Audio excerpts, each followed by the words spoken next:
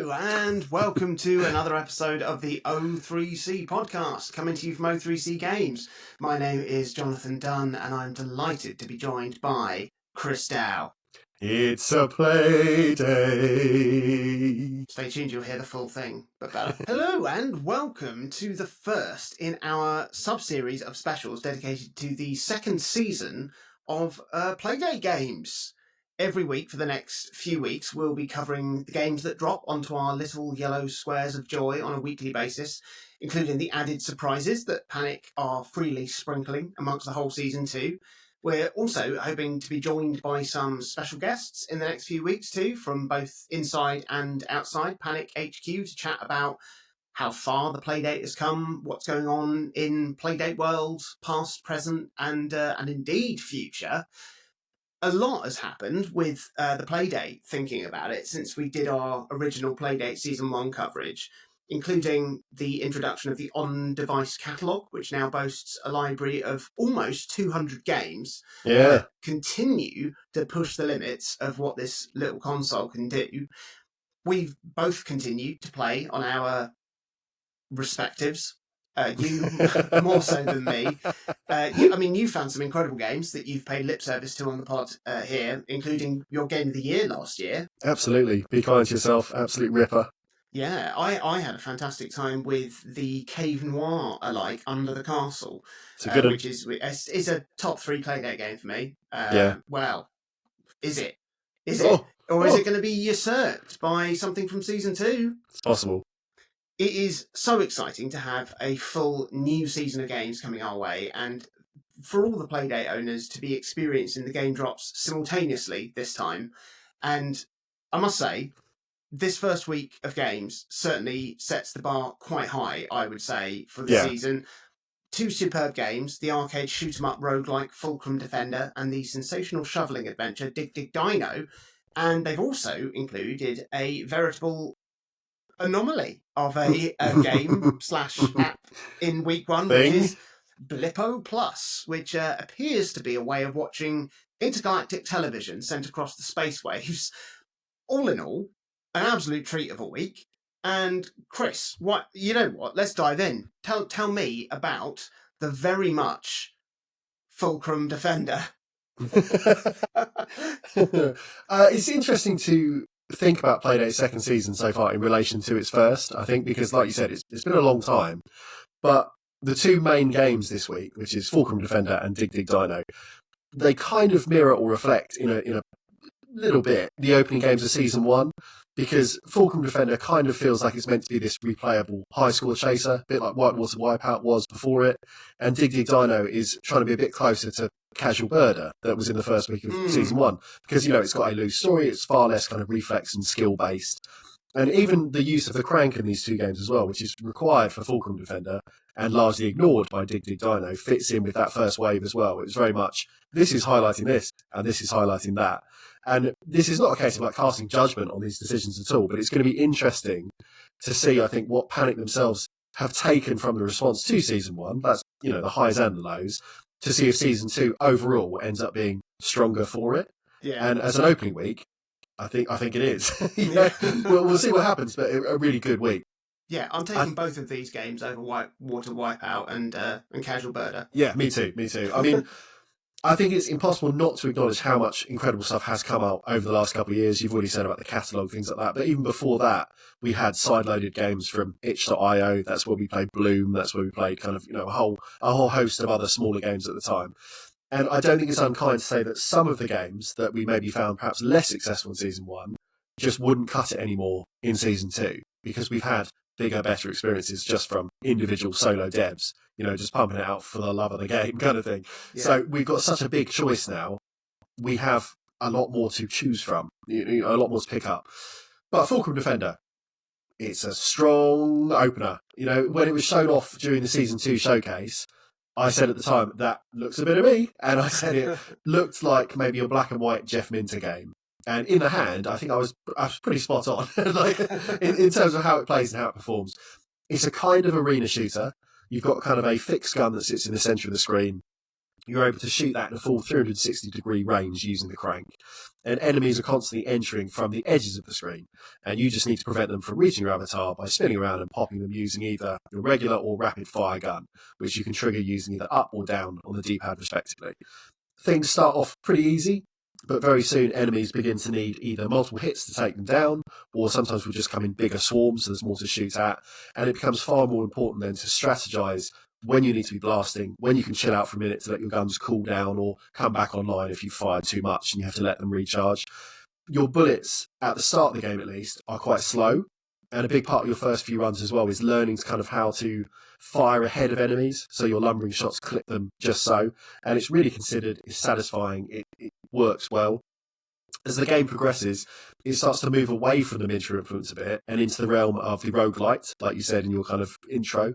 And you'll notice that you're collecting experience from each enemy kill, and then on each level up, you can then modify and steer your build in a certain direction, either by upgrading and tweaking your regular guns to fire faster or wider, that sort of thing, or to add one of two supplementary weapons to your build that are then triggered using left and right on the D-pad. So you've got all four directions doing something. There's a big rocket launcher. There's a big flail you control by spinning the crank as if you're holding Bowser's tail in Mario 64. And in time, you'll start to figure out kind of Vampire Survivors-esque synergies between upgrades and weapon choices. And it all starts to become vital in holding a run together towards the back end, where the difficulty starts to really pick up. You can choose to play across one of 3 challenge levels, with the run being 1 if you can survive for 10 minutes or beyond. And across the 3, on the easiest difficulty, I was able to close out a run on my first go, no issues. On the medium or standard difficulty, I've had a few close runs, but I've struggled to get over the line in the last kind of 90 seconds, last minute. On the hardest mode, I'm miles away from finishing, and I usually cap out after 1-2 minutes at the most, because the volume of enemies becomes quickly insurmountable if you're not landing every shot perfectly, and I'm not good enough yet. You know, I'm keep playing, but I'm not good enough yet. The aesthetics are super clean, really considered. The audio design is really good as well, and I think the whole package is kind of nodding not just to the Jeff Minter stuff, but also to games like Res and Geometry Wars, because it's got a very simple mathematical presentation.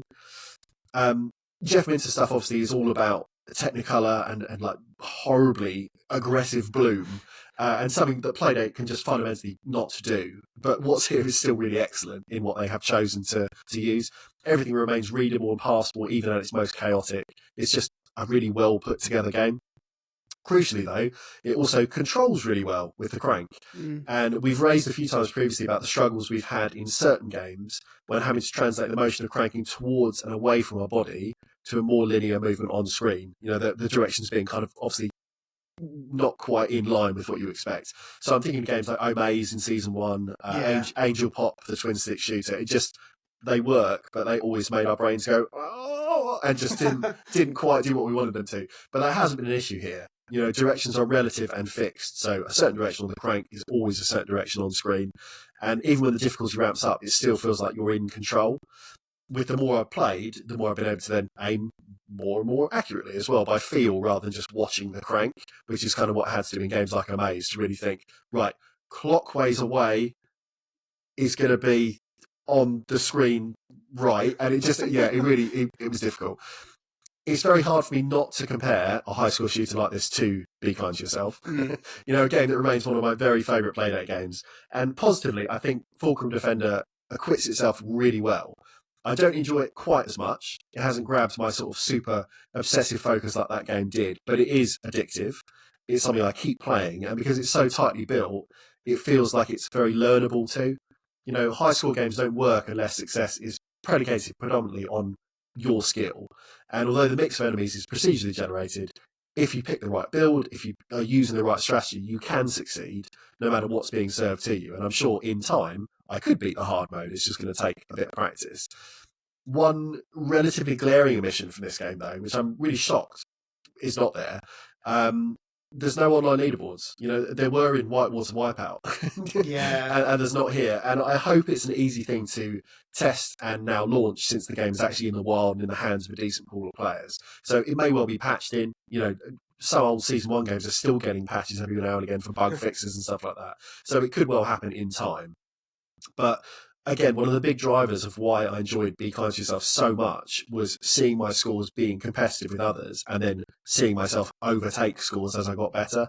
And yeah, I could dump a screenshot of my score from Fulcrum Defenders on Reddit and be utterly humbled by the Playdate community who've already played for 40 hours since it's released. But it's not the same as refreshing the leaderboard on the device and seeing that you're making progress straight away, or that you're way off the pace and not making progress. Just having that as a thing to see straight away is kind of sad that it's not there. I'm sure it will be added. I think it will. I think it will. Overall, though, this is a really great inclusion for week one. I think it's a definite statement of intent as well to launch with one of the bigger names from kind of the developers. That Subset Games released FTL, they released Into the Breach, both kind of like real indie darlings. And now only their third ever game is Fulcrum Defender for the Playdate. It's crazy, really. But you got to love the little machine. You got to love this little thing. It's a special little square. I was thinking about Be Kind to Yourself and thinking about how you're I remember you saying about how you started using the D-pad and then when you got used to the crank control, that sort of really microscopic granular control just started to become muscle memory, and you really just felt it, and it was an extension of your limb. Because it's very much like you said, it's about skill. It's, can you get this? Can you anticipate the shots? How are you timing these? How accurate are you when you're sort of going in, cranking the crank around to try and get 100 different things. For me, I don't like the sort of arcade high score type things because I feel that there's no end. What is a bit of me is the roguelikeness, and that side of the game is incredibly well done, I must say, because every single upgrade, every single time I went up a level and I could get to choose something, I was excited.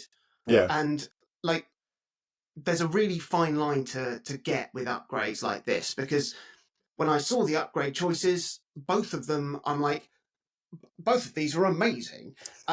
Surely I'm going to be so powerful that I'll absolutely destroy what's coming next.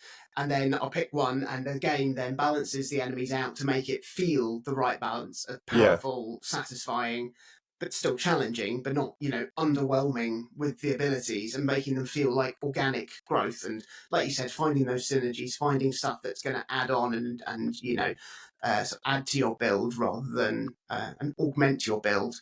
It's brilliant. It's really, really well done. I beat the easy difficulty on my first go, and I haven't won a run of the standard difficulty yet. I don't know if I ever will. But I'll keep trying because it's fun, and there's certain synergies. I think, actually, if I could get the flail for when this type of enemy is introduced, that would be really, really easy. I think there was one power up I got, is like the guided missile one, which then sees you having to navigate basically two concurrent weapons with the same crack. And it was great because but it also, it's like trying to rub your tummy and pat your head at the same time. The guided missile feels like driving a super sheep in Worms as well. Yes, it does. Yes, it really, really does. It really does. Yeah. Love that game. Dig Dig Dino. Yeah. Dig Dig Dino is an action puzzle adventure centering around the excavation of dinosaur fossils. You'll have a grid of land to dig through. It's made up of several layers. You have tools to get through the different components that stand in your way, with your spade being the primary way that you'll clear dirt. But then you have a drill to get through rocks as well. Then there are other tools you can get to help you out, which you'll unlock as you go through the game.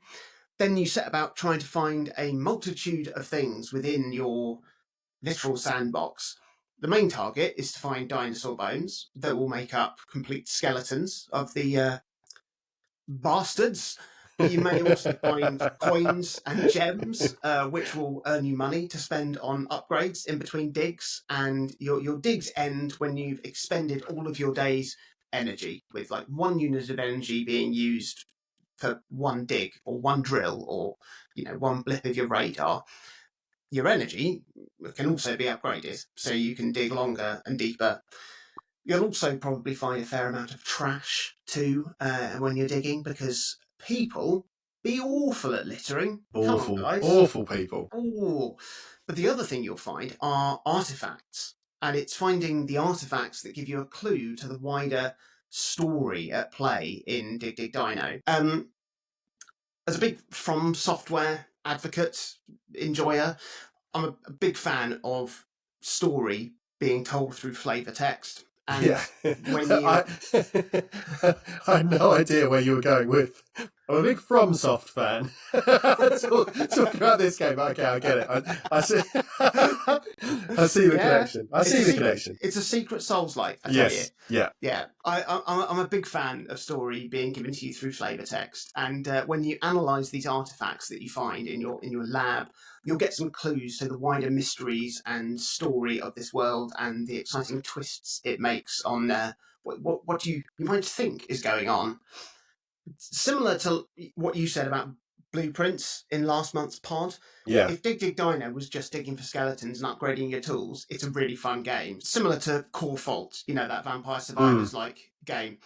That it was just satisfying process. It was great. And if all I was doing was upgrading my spade and my drill so I could get deeper and find more things, that's a fun game, and it is a really fun game. But the fact that it's got a fun story wrapping it all up, is just a fantastic bonus, because there's quite a lot to do in this game. Like it's not just upgrade your tools, clear your sandpit, find some dinosaurs, be done. Your tools have all got several levels of upgrades to buy in the shop. There's loads of other cool things to buy as well, including a dog, which I haven't afforded yet, but I'm sure it's going to be worth every penny. And there's also 3 different dig sites to fully excavate too, which will offer new and intriguing secrets as well.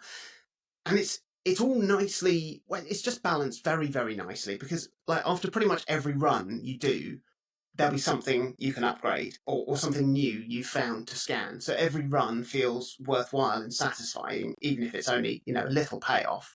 It's enough then to make you want to go for one more dig and try out your level 6 shovel, or some new doodle that you've got. What's really key to the success of this game, as is key to the success of any sort of good Playdate game, is the presentation of the game is really good. Like they know what's going to work well on the Playdate. It's got clear graphics. It's got nice expressive characters with a good amount of personality to them. The controls are really nice and simple. You mentioned at the top about the fact that they just ignore the fact that the crank is there. But I was actually listening to an interview with the developers on the Playdate podcast, and they talk about not using the crank in the game, other than to browse through some newspapers in the cutscenes. And they said that they did play around with using the crank, because you've got it when you've got a Playdate. You've got to use the crank, and maybe they used it to. They said you could use it to cycle through your tools or do the actual digging, but they felt that button pressing worked better for how quickly you need to sort of be navigating through this. And also, when the core of your game revolves around grid-based navigation, you're going to want a D-pad every day of the week, rather than an analog input. If you're playing a game on your PlayStation and the option comes up to enter text, you go to your D-pad to go through the menu, So I absolutely think they made the right choice with the way they've chosen to hand the game, over to the audience. The only drawback I have, or the only sort of quibble I have at the moment, is when you change your tools, your icon changes on the grid, so you know what tool you're using. However, the icons are pretty much as big as the square that you're currently on. So say, for example, I'm on my shovel, and that just gives you a square, so you can see what you're doing. And I find a rock, I need to switch to my drill. The drill is massive. If I hit the rock, I don't know if I've cleared the rock until I move and see if it's gone. Yeah. It might require 3 or 4 presses, or I might press it twice, it's cleared the rock, and then it's gone because I can't clear the sand because I need to go back to my shovel. It's such a small thing, but you spend a lot of time going between your shovel and your drill. And, and I think because the game performs really well because it is very quick and very responsive. I want it to be going at my pace and Speedy. Yeah, and it's something like that that just sort of slows me down, I think, a bit more than it had to. Even if it was something like changing the... So instead of having a square being selected, instead of a white square, it was a black square, or just having a little bit of patterning through it. So, you're on a drill, or having the drill just be smaller. Yeah, there's a few options. There are. I don't know how that will sort of fare with other things that I've yet to unlock in the game. So, I may come to change my mind on those things. But it is a very, very considered game. And this is something that is really clear in how far developers have come with making games of the Playdate, looking at what the strengths of the system are, not making compromises to try and make something work that just isn't meant to on this scale, and then focusing in, on those key ideas to make something really, really fun. And all of a sudden, like this last week, I've had my Playdate in my pocket wherever I've gone. Yeah. Waiting for Nora to finish her swimming lesson, and I was just having a few more digs to find my dino bones, and it's just lovely. It's lovely to sort of have my Playdate back, sort of in more regular use, and to have these games that are just exciting. I want to play them. I want to do one more run on Fulcrum Defender. I want to do let's just do a quick one more day on Dig Dig Dino. See what other tidbits I can find. It's really good. I like it too. I think it starts quite slow, and in the first kind of 10 minutes, say, I was worried that the total lack of like time pressure or like particular demand would make me maybe drop off it quickly. But after I'd done 2-3 more digs, I've been pretty hooked since then. Yeah. Because it's so low demand, it's very easy to just keep going and going and going. Mm. Like a few months back, I played through a game that I didn't even bring it up on the show, but a game on Steam called A Game About Digging a Hole. And it's very literal in that you have a garden that you are digging a hole in. And it scratched something of that kind of like Power Wash Simulator itch. And it's very compulsive and it's very hard to put down. And whilst Dig Dig Dino is very, very different in aesthetics, they both use a very similar loop to keep you playing. Because in a game about digging a hole, you play with first person view, but you're essentially just going through, digging up bits of your garden, digging through the mud, selling off the rocks and gems you've stumbled upon, using the profits to upgrade your digging gear, and then going again. And that's largely what Dig Dig Dino is. That's the core gameplay loop. Surprisingly, though, as I've got further in, I'd now say that Dig Dig Dino is actually better than that game, because it not only has the kind of the upgrade pass that you mentioned to make you feel like you're making progress after each little go, but those catalogues of dinosaurs and artifacts, basically give me an encyclopedia to fill in a game and I'm happy. Yeah. Just like having a little checklist of stuff to fill in and each one going, oh, here's a little silly thing about it. Like Fish and Feathers, still one of my Playdate bows from very early on. Yeah. It held my interest for as long as it did, mainly because every new fish that dropped from the sky was catalogued with flavour text. Yeah. And when I was 95% down the rabbit hole, I had one fish left. I absolutely could not have quit out knowing there was one more page to fill. That's when I got in touch with the developer and said, what is the drop percentage of this fish? Because I could be going indefinitely. And he was like, oh, it's about 0.1%. And I was like, right, here we go then. Another 20 hours till we get it. But it's because I just liked having a little funny joke at the end to say like, oh, this fish has a hat or whatever it might have been. It didn't really matter. I just wanted to see this little bit of flavour. I'm about 3/4 of the way through Dig Dig Dino, I think, in terms of like what I've unlocked, how far I've got. I'd be very surprised if I don't finish it before the week is out, if I keep going like I have been. It's just so easy to pick up and blast through a dig when you've got 5 minutes. In the mornings, I get up, I have my breakfast, I kind of get showered, stuff like that, and then I sit at my laptop and I do my morning admin before I leave for school. So I might do some email stuff, I might do a quick bit of planning, whatever. But now I'm also just going, well, I'll just do 5 minutes of that as well, just before I go. And it's just that little treat, similar to how Sparrow Solitaire was when I was obsessed with that as well. That I'd play it all the time in those little pockets where it's just like, I'll just reward myself with a quick game of Mahjong. It's that sort of thing. And the Playdate does that better than most because it's instant on. The battery generally, as long as you're not letting it die, lasts a good amount of time. And you can just pick these things up really quickly because most games don't involve a 5-minute loading screen or huge kind of investment to get going. It's just, it's there. You press the button and you're back where you were. And it's, great little thing. We got a bonus, didn't we, this week, Chris? unbelievably, the 2-a-week program has given us a third game. So Blippo Plus appears to be, from the sort of half an hour I poked around with it, a live streamed 1-bit TV network. There's multiple TV channels for you to skim between using the crank. There's multiple shows housed within each channel. A show clip will range between roughly 30 seconds, maybe 2 minutes at the most, and all feel like they were scripted and directed by Tim and Eric. They very much got that vibe. It's kind of, if you've ever seen any of the interplanetary cable episodes of Rick and Morty as well, it's maybe that, but far less shouty and aggressive. But, the kind of vibe of just jumping between a little joke, a little thing, is there. And it sort of plays with the idea of, the genres of daytime cable television, but through this strange, slightly alien, otherworldly lens. Maybe the whole thing is a piece of commentary on like Zoomer culture and hyperactive TikTok browsing. Maybe it's just the gang at Panic having a laugh on their lunch breaks. Maybe they're just showing off that the most recent OS update now allows the Playdate to live stream from a cloud server. Because as far as I am aware, that was never possible before. But it definitely is happening here. If you have no internet, there's no Blippo Plus for you. You need to be connected to a network. But either way, it's definitely worth a browse. It's worth just having a look. Some of the current affairs style programs seem to hint at a wider narrative for this kind of like universe. There's something about sort of a space anomaly. A few different channels mention the arrival of an alien race of some sort, and people kind of being quite flippant and blasé about what that might mean for their world. So I'm keen to see how this one develops over the course of the season, because it seems to be suggested that each week, as we get game drops, we're also getting new Blippo Plus content. Maybe a whole refreshed kind of schedule each week. Maybe eventually there'll be kind of a collection of it all together. Blippo Plus is also listed on Steam as coming soon. And I think there's a fair chance, a complete offline edition may hit the PC at some point after the season wraps for, those with the Playdate. We'll have to wait and see.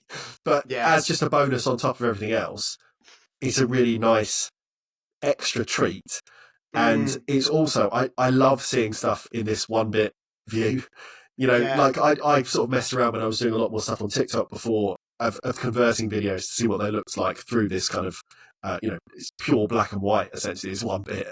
And the way that it has to use different sort of texturing, different kind of like stippling effects to create tone, essentially. It's just really impressive. And it only works because the Playdate has such a relatively high resolution on its screen, despite the fact it's very, very small and is still just black and white. The pixel density is such that you can make things look like people. And that's pretty impressive in and of itself. So to actually watch these clips and not feel like, oh, my eyes, is cool. To sit it on the side and just sort of watch for a few minutes and think, what the fuck is going on? But in an interesting way that makes me want to know more. There's a lot out there, it seems, with people speculating what is going on, people trying to make connections between different shows, different hosts, different people kind of involved.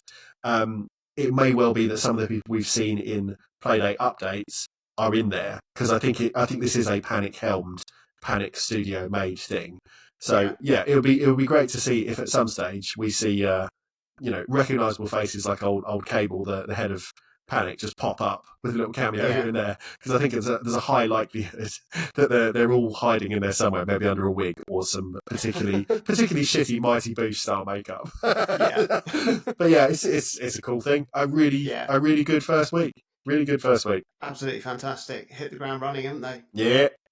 Well worth the $40 of entry. Yeah. Great price. So that's it for this episode of the O3C podcast, or a Playdate with O3C, as we're calling these. We will be back next week to talk about the next 2 games that drop and whatever else may come with it. Might be another little surprise. Might be an update on Blippo Plus. Oh gosh, I can't wait though. Oh, it's just great to be alive, isn't it? If you're playing these games, if you've got a Playdate, if you're enjoying this stuff, come and chat with us on our Discord. Go to our website, o3c.games. You'll find the Discord link there.